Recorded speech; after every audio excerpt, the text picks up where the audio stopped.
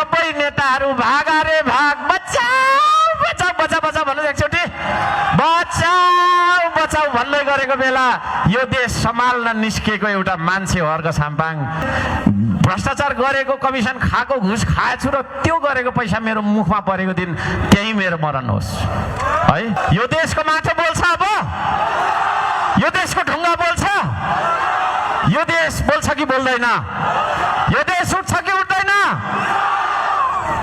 रुखो बोल्छु, झुटो बोल्दिन, भोकै बस्छु, आफै कमाएर खान्छु तर झुठो खाँदिन,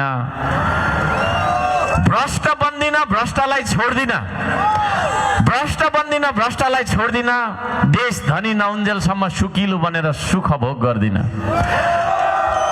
देश हाँस्दाखेरि देशसँगै हाँस्न सक्ने मन छ, देश रुँदा देशसँगै रुन्छु र देशको आँसु पुज्छु म त्यस्तो छु।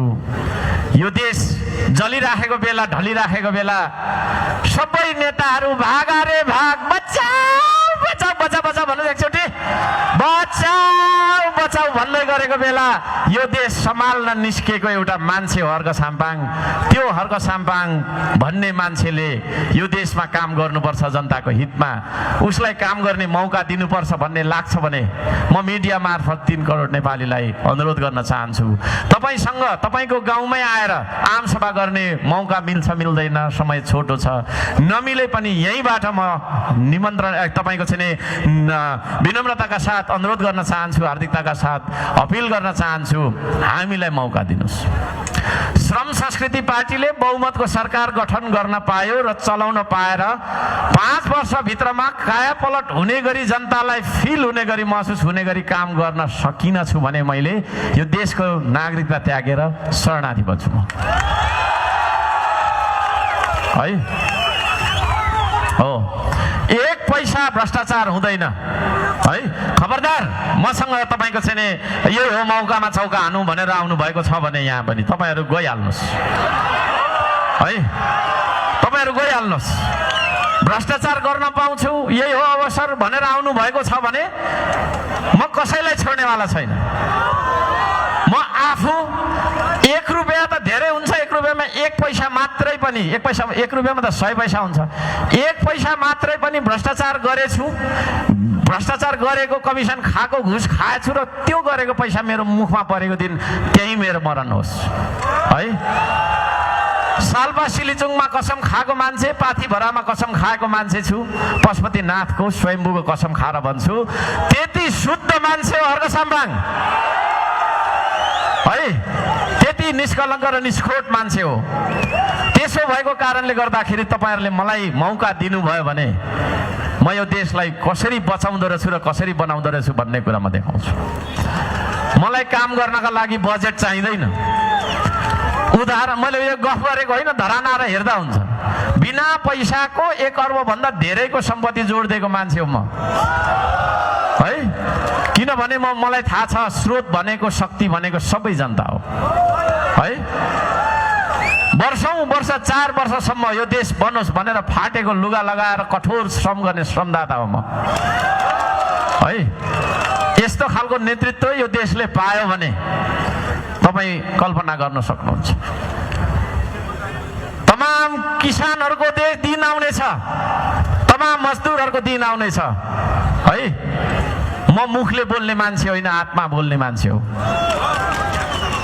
मलाई कसैले यस्तो भन भनेर भन्नेवाला मान्छे होइन म है। कसैले त चुप लाग भन्दा चुप लाग्ने मान्छे पनि होइन म फेरि है। म यो देशलाई सत्यवादी देश बनाउन पनि चाहन्छु। हामी यो देशमा चाहिँ के रहेछौँ भने झुटो कुरा बोलिदिनु पर्ने, साँचो कुरा बोल्यो भने आफ्नै परिवार पनि रिसाउने है। अनि साँचो बोल्ने सज्जन मान्छेहरू डराउने बोल्नलाई। अनि 1000 जना मान्छे बस्ने ठाउँमा 1 जना फटाले बोलेर उसले शासन गरिराख्ने, बाँकीको 999 जना चुपो लागेर सहिराख्ने। अब सहनु हुँदैन।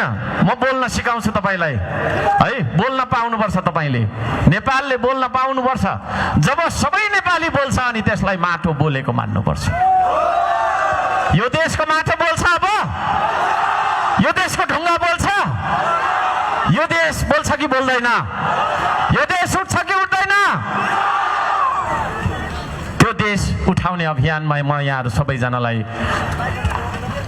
आबद्ध भइदिनका लागि अनुरोध गर्न चाहन्छु। अब हामी सबैजनाले जहाँ हामी बसिरहेका छौँ उभिरहेका छौँ त्यहाँको माटो छोइदिनुहोस् प्लिज। हामी माटोलाई अब वचन दिन्छौँ। माटोलाई वचन दिउँ त? यसलाई शपथ भन्दैन, फेरि हाम्रो त त्यो पनि फरक छ। नेता पनि छैन, कार्यकर्ता पनि छैन, शपथ पनि भन्दैन, माटोलाई वचन भन्छ। यो देशलाई हामीले वचन दिउँ, सबै युवालाई भनौँ त दिउँ। त्यसो भने तपाईँले चाहिँ नि आफू उभिएको ठाउँको माटो छोइदिनुहोस् प्लिज।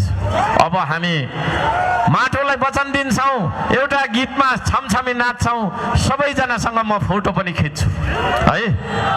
तपाईँसँग अँगालो मारेर फोटो खिच्न मन छ मलाई है। धन्यवाद। सबैजनाले आफू उभिएको ठाउँको माटो छुनुभयो, दाहिने हातले छोइदिनुहोस् त प्लिज सबैले। धन्यवाद। अब त्यो दाहिने हात तपाईँको मुठी कसेर देब्रे छातीमाथि राख्नुहोस्। त्यो तपाईँको मुटुले के भन्दैछ?